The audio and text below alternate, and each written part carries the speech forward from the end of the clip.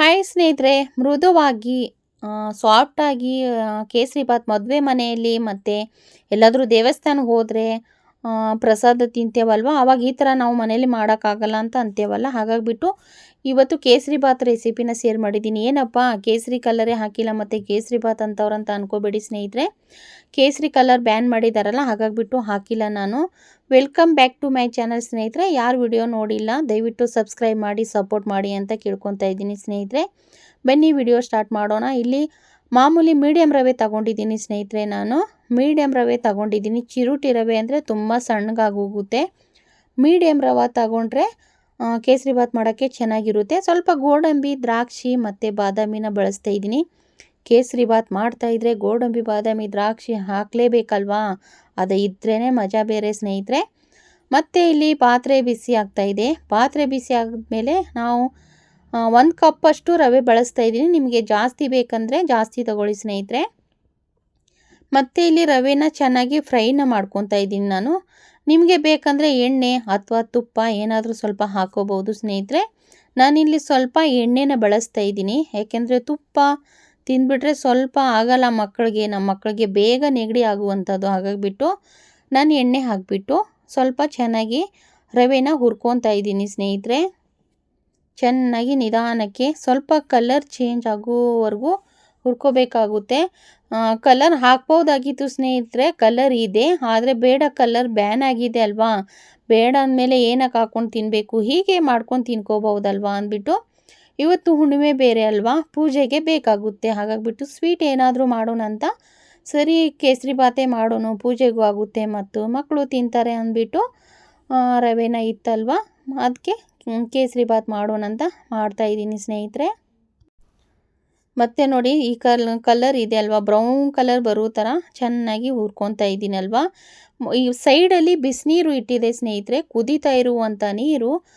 ರವೆ ಹುರಿದೇವಲ್ವಾ, ಆ ಹುರಿತಾ ಇರೋದ ರವೆದಲ್ಲಿ ಬಿಸಿನೀರು ಹಾಕ್ಕೋಬೇಕು.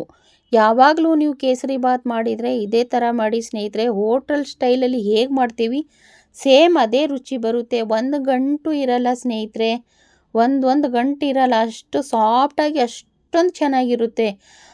ನಾವು ಅಂತೀವಿ ನೀರು ಕುದಿಸ್ಕೊಂಡು ಆಮೇಲೆ ರವೆ ಹಾಕ್ತೇವಲ್ಲ, ಅದಕ್ಕಿಂತ ಬಿಸಿ ನೀರು ಕುದಿಸ್ಬಿಟ್ಟು ರವೆದಲ್ಲಿ ಹಾಕಿ ಮಾಡೋದ್ರಿಂದ ತುಂಬ ಒಳ್ಳೆ ಟೇಸ್ಟಿಯಾಗಿರುತ್ತೆ ಸ್ನೇಹಿತರೆ. ನೋಡಿ ನೀರು ಹೇಗೆ ಅಂದರೆ ಕಡಿಮೆ ಆಗ್ತಾಯಿದೆ. ಚೆನ್ನಾಗಿ ಈ ಥರ ಫ್ರೈನ ಮಾಡ್ಕೊತಾ ಇದ್ದೀನಿ. ಅಂದರೆ ಕೇಸರಿಬಾತ್ ಅಲ್ವಾ, ನೀವು ಬೇಕಂದರೆ ಕೇಸರಿ ಕಲರ್ ಹಾಕೋಬಹುದು ಸ್ನೇಹಿತರೆ. ನಾನು ಇಲ್ಲಿ ಸ್ಕಿಪ್ ಮಾಡಿದ್ದೀನಿ. ರುಚಿಗೆ ತಕ್ಕಷ್ಟು ಉಪ್ಪನ್ನು ಹಾಕ್ಕೊತಾ ಇದ್ದೀನಿ ಸ್ನೇಹಿತರೆ. ರುಚಿಗೆ ಎಷ್ಟು ಬೇಕು, ಸಿಹಿ ತಿನ್ನೋರು ಸ್ವಲ್ಪ ಸಿಹಿನ ಜಾಸ್ತಿ ಹಾಕ್ಕೊಳ್ಳಿ, ಮತ್ತು ಸಿಹಿ ಕಡಿಮೆ ತಿನ್ನೋರು ಸಿಹಿ ಕಡಿಮೆನ ಹಾಕೋಬಹುದು. ಇದಕ್ಕೆ ಬೇಕಂದರೆ ನೀವು ಸ್ವಲ್ಪ ಹಾಲು ಹಾಕೋಬಹುದು ಸ್ನೇಹಿತರೆ. ನಾನು ಹಾಲು ಹಾಕಿಲ್ಲ, ನೀರಲ್ಲಿ ಮಾತ್ರ ಮಾಡಿದ್ದೀನಿ. ಹಾಲಲ್ಲಿ ಮಾಡಿದರೆ ಇನ್ನೂ ತುಂಬ ಟೇಸ್ಟಿಯಾಗಿರುತ್ತೆ ಸ್ನೇಹಿತರೆ.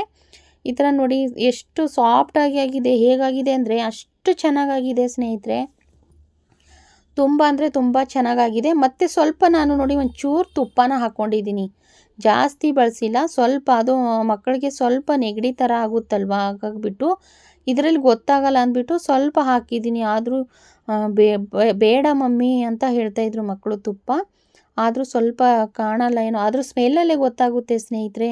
ಹಾಗಾಗಿಬಿಟ್ಟು ಹಾಕಿದ್ದೀನಿ ನೋಡಿ. ಮತ್ತು ಡ್ರೈ ಫ್ರೂಟ್ಸ್ ಹಾಕ್ಕೋತಾ ಇದ್ದೀನಿ. ಗೋಡಂಬಿ, ಬಾದಾಮಿ ಮತ್ತು ದ್ರಾಕ್ಷಿನ ಹಾಕಿಬಿಟ್ಟು ಮಿಕ್ಸನ್ನು ಮಾಡ್ಕೊತಾ ಇದ್ದೀನಿ ಸ್ನೇಹಿತರೆ. ನೋಡ್ತಾ ಇರ್ಬೋದು, ಹೋಟೆಲ್ ಸ್ಟೈಲಲ್ಲಿ ಅಥವಾ ಮದುವೆ ಮನೆಯಲ್ಲಿ ಮಾಡುವಂಥ ಸ್ಟೈಲಲ್ಲಿ ಕೇಸರಿಬಾತು ಹೇಗಿದೆ ಅಂದರೆ ಅಷ್ಟು ಸಾಫ್ಟಾಗಿ ತುಂಬ ರುಚಿಯಾಗಿ ತುಂಬ ಚೆನ್ನಾಗಾಗಿದೆ ಸ್ನೇಹಿತರೆ. ನಿಮ್ಗೇನಾದರೂ ಈ ಥರ ಒಂದು ಸತಿ ಮಾಡಿ ಟ್ರೈ ಮಾಡಿ ನೋಡಿ ಸ್ನೇಹಿತರೆ. ಅಷ್ಟು ಚೆನ್ನಾಗಾಗಿದೆ, ಸಾಫ್ಟಾಗಿ, ಅಷ್ಟೊಂದು ರುಚಿಯಾಗಿ, ಅಷ್ಟೊಂದು ಟೇಸ್ಟಿಯಾಗಿ ಸಾಫ್ಟಾಗಿ ಮಾಡಿರುವಂಥ ಕೇಸರಿಬಾತ್ ರೆಸಿಪಿ ಶೇರ್ ಮಾಡಿದ್ದೀನಿ ಸ್ನೇಹಿತರೆ. ಮತ್ತು ವಿಡಿಯೋ ಏನಾದರೂ ಇಷ್ಟ ಆಗಿದರೆ ಲೈಕ್ ಮಾಡಿ, ಶೇರ್ ಮಾಡಿ, ಸಬ್ಸ್ಕ್ರೈಬ್ ಮಾಡಿ, ಎಂಟನ ವಾಚ್ ಮಾಡಿ, ಸಪೋರ್ಟ್ ಮಾಡಿ ಅಂತ ಕೇಳ್ಕೊತಾ ಇದ್ದೀನಿ ಸ್ನೇಹಿತರೆ.